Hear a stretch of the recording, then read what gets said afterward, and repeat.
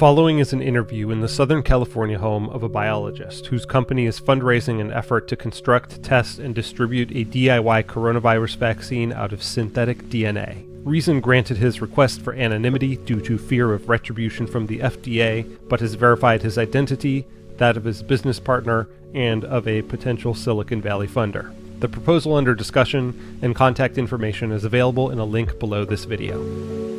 I'm a biologist. I've been working in the field for about 10 years, molecular biology, biochemistry, mostly in industry, making proteins, making DNA, all the kind of things that people want to pay you to make. And I've also been involved in the DIY bio community since near its inception. By DIY bio community, he means a grassroots movement comprised of professionals and amateur biologists who experiment with genetic engineering in their homes and community labs. People like Josiah Zahner, founder of the Odin, which distributes kits allowing anyone to experiment with CRISPR, a gene editing tool.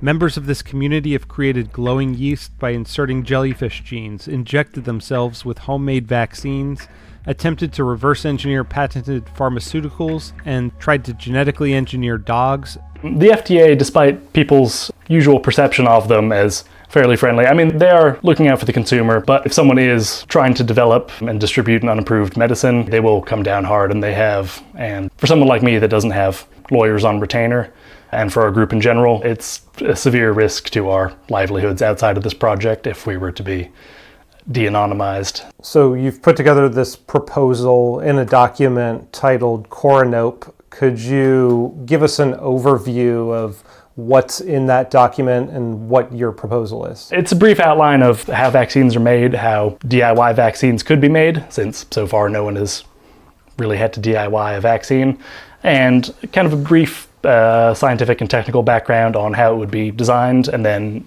how we would go about manufacturing it and distributing it. Why do you see the need for this? What is the purpose of a DIY vaccine at this point? In a pandemic situation, obviously there's a bit more leniency on the part of the FDA and various other regulators to push things through as fast as possible.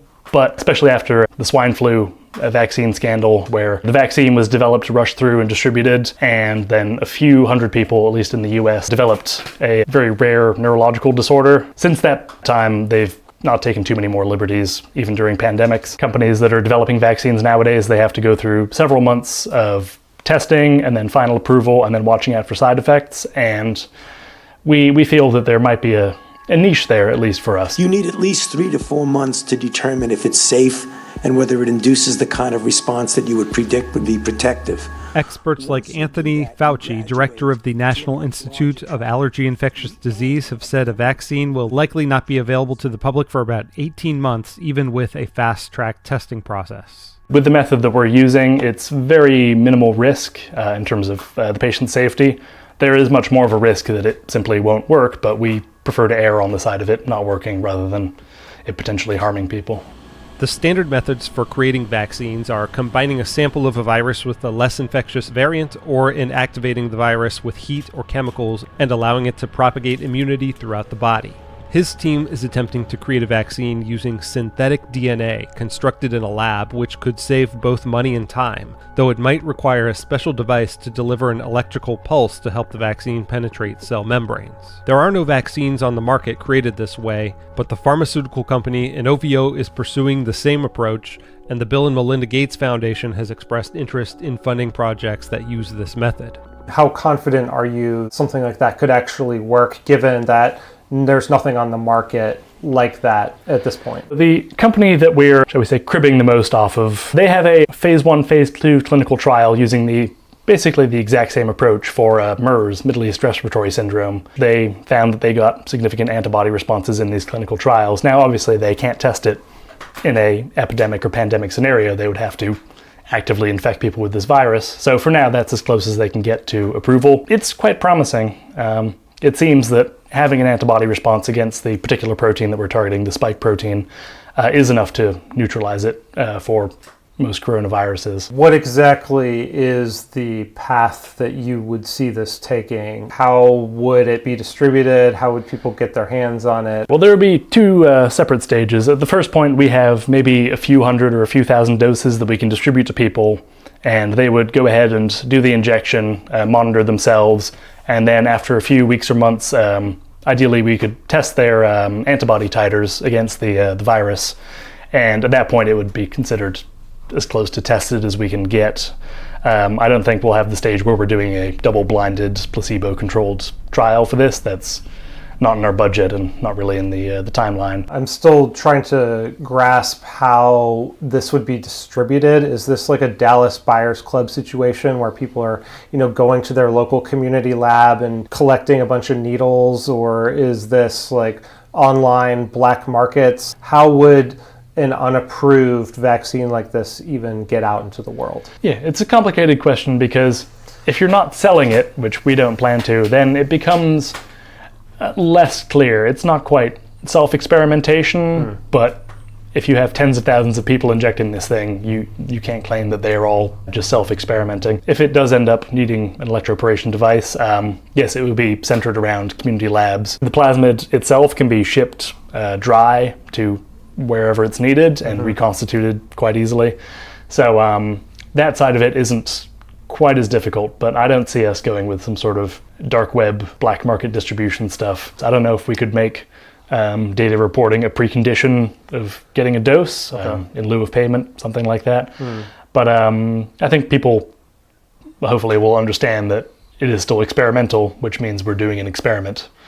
So they will become, in a way, guinea pigs, which sounds a little bad, but we'll be guinea pigs as well. So at least we'll all be in the same boat. And what makes you believe that anybody would inject an untested vaccine? Well, people inject black tar heroin every day, and I don't think they have quite as much quality control data available as we'll have. But all joking aside, we can provide as much data as we can generate. It's up to people to be able to give their, as it were, informed consent about these things. We appreciate that most people aren't biologists.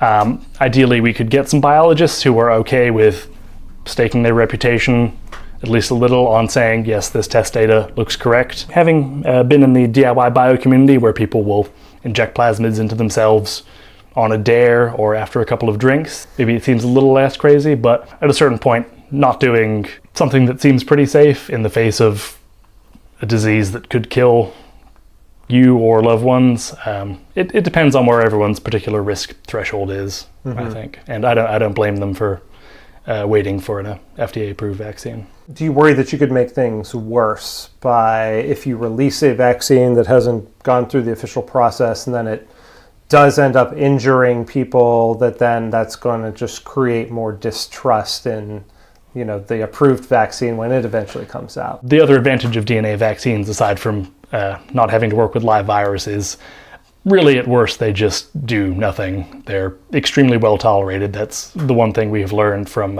all the previous clinical trials and various papers over the years, is that the worst you get is a minor rash at the injection site. I think our biggest risk is something that would be true for any vaccine that's developed. Sometimes having antibodies against a virus can do more harm than good. What is the scenario that you're imagining where this actually would be useful and fill in gaps? The company developing a vaccine that we're currently closest to in terms of methodology, they'll be spending the next at least 4, probably 6 to 8 months doing their testing. Once they get initial confirmation that it's at least safe, but possibly before manufacturing can scale up, we will have at least some manufacturing capacity. And depending on the level of the pandemic at that time, there might be situations where they're only handing out vaccine to going by like last name, or depending on how much money you have, or first world countries. All these could be preferential distributions that leave plenty of people underserved, and even if it's only a matter of weeks or months before they would get access to the vaccine, those can be life or death. I know it seems like with Italy completely on lockdown, it's nearing maturity, but it's still very early stages, especially in the US. I would say it's a safe bet that this is the worst since the 1918 Spanish flu. I don't think it'll be nearly as bad as that, but I think we'll quickly see that hospitals are very often operating at or near capacity, even without a pandemic on the loose. And especially considering the amount of oxygenation, ventilation that's being needed, you're going to see a lot of people start being triaged, and then the medical services get overwhelmed. The biohacker was critical of the CDC's failure to facilitate early testing and said the slowness with which the World Health Organization declared coronavirus a pandemic has left most of the world playing catch-up, increasing the odds that an unofficial vaccine might play a role. The people who are on the ground in these organizations, they mean well, but governments have to, as they say, make number go up with the economy, and even if that means putting people's lives at risk. So I've gotten verification from one Silicon Valley investor that he is interested in supporting your project.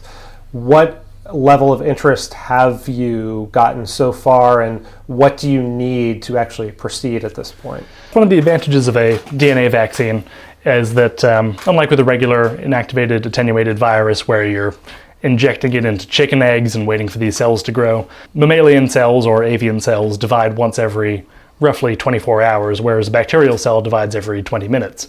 So when you look at exponential growth, you can get a lot more bacteria. I would say with $25,000 to $50,000, we could set up a solid bioreactor, a solid purification setup, all the chemicals and plasticware and testing kits that we would need to get a few thousand doses. And from there, it's very much an economy of scale. You can produce 20 times more bacteria for definitely not 20 times the price. How hopeful are you that you can actually succeed in this endeavor? I mean, at the most basic level, we can get the plasmid synthesized, which all told will probably be a few $1,000s. In terms of avoiding getting shut down by the FDA or any other regulatory agencies, who knows? We'll see. Whether or not the vaccine itself works, definitely less than 50% chance. We don't want to get anyone's hopes up. If they're putting this in, they're not going to be going out the next day or even 6 months after and believing they have immunity. Anyone who sees this who's interested in either following what you're doing or helping in some way, what are ways that they can do that? We have a Bitcoin address. If you send us an email, get in touch with us, we can forward that on to you for the funding side.